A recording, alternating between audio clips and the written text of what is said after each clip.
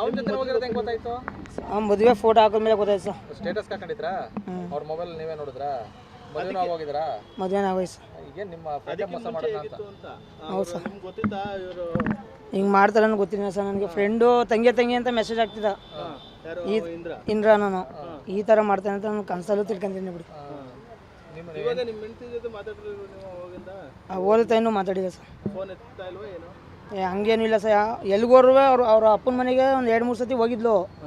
ಅಲ್ಲಿಗೆ ಹೋದ್ಮೇಲೆ ಅವ್ರು ಏನೇ ಇದು ಮಾಡ್ರು ಫೋನ್ ಅವ್ರು ಇರ್ತಾವೆ ಫೋನ್ ಇಸ್ಕೊಂಡು ನನ್ನ ಜೊತೆ ಮಾತಾಡೋಳು. ಬಂದು ಕರ್ಕೋಬಾ ಏನಾರು ಹೇಳ್ಬಿಟ್ಟು ಕರ್ಕೋಗಿ ಮನೆಗೆ ಬರ್ತೀನಿ ಅಂತ ಹೇಳೋಳು.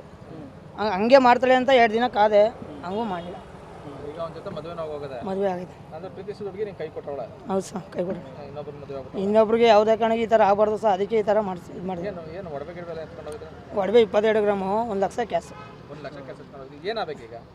ಅದು ಕೊಡಿಸ್ಬಿಟ್ಟು ನಮ್ಗೆ ಏನೈತೆ ನಮ್ಗೆ ಎಲ್ಲದಕ್ಕೂ ಸೈನ್ ಹಾಕ್ಸ್ಬಿಟ್ಟು ಅವ್ನು ಕರ್ಕೋಗಿ ಮಡಿಕಲ್ಲಿ ಬಿಡಿ ಸರ್. ಡೈವರ್ಸ್ ಮಾಡಲಿ? ಡೈವರ್ಸ್ಗೆ ಇದು ಮಾಡಿ.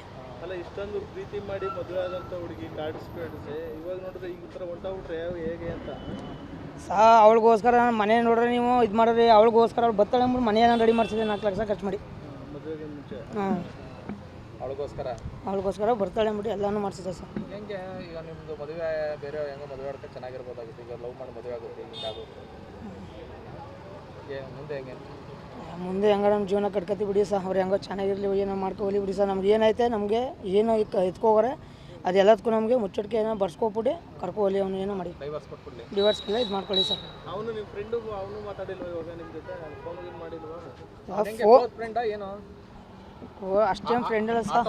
ಆಟ ಓಡಿಸ್ಬೇಕಾದ್ರೆ ಏನೋ ಓಡಿಸ್ಬೇಕಾದ್ರೆ ಎಲ್ಲ ಜೊತೆಲಿದ್ದ ಒಂದೇ ಸ್ಟ್ಯಾಂಡು. ನಿಮ್ಮ ಹೆಂಡತಿಗೆ ಹೆಂಗೆ ಪರಿಚಯ ಆಯಿತು ಅಂತ ಸರ್? ಆಟ ಓಡಿಸ್ಬೇಕಾದ್ರೆ ಇದು ನಮ್ಮ ಮನೆ ಹತ್ರ ಒಂದು ಗಲಾಟೆ ಆಗಿತ್ತು. ಆ ನ್ಯಾಯಕ್ಕೆ ಅಂತ ನಮ್ಮ ಚಿಕ್ಕಮ್ಮನ ಮಗ ಬಂದಿದ್ದಾಗ ಏನೋ ಮನೇಲಿ ಊಟ ಮಾಡ್ಬೇಕಾದ್ರೆ ಈ ಥರ ನಂಬರ್ ಇದು ಮಾಡ್ಕೊಬಿಟ್ಟು ಫಸ್ಟಿಂದು ಪರಿಚಯ ಇತ್ತು ಅವ್ರಿಗೆ. ಮೆಸೇಜ್ ಮಾಡ್ತಿದ್ದ ಸರ್, ನಂಗೆ ತಂಗಿ ಆಗ್ಬೇಕು, ನಂಗೆ ಯಾರೂ ತಂಗಿ ಇರಲಿಲ್ಲ, ಇನ್ನೊಬ್ಬಳೇ ನನಗೆ ತಂಗಿ ಅಂತ ಹಿಂಗೆಲ್ಲನೂ ಮೆಸೇಜ್ ಆಗ್ತಿದೆ ಸರ್. ನನಗೆ ಮೆಸೇಜ್ ಅದು ನೋಡಿದ್ದು ನಾನು ರಕ್ಷಾಬಂಧನ ಟೈಮಲ್ಲೇ ಅದು ಒಂದು ವೀಡಿಯೋಸ್ ಹಾಕ್ಬಿಟ್ಟು ನನಗೆ ತಂಗಿ ಯಾರೂ ಇಲ್ಲ, ನೀನೇ ನಂಗೆ ತಂಗಿ ಈ ಥರ ಎಲ್ಲ ಮೆಸೇಜ್ ಮಾಡಿ ತಂಗಿನೇ ಕರ್ಕೋಗೋಣ ಸರ್. ಈಗ ಅವನು ಹಾಂ ತಂಗಿನೇ, ನನ್ನ ಭಾವ ಅಂತಲೇ ಅಂದಾನೆ 2 ಸತಿ. ಹಾಂ ಅಂದಾನೆ. ಯಾರ ಹೆಸರು? ಸಾಗರ್ ಅಂತ. ರಕ್ಷಿತಾ.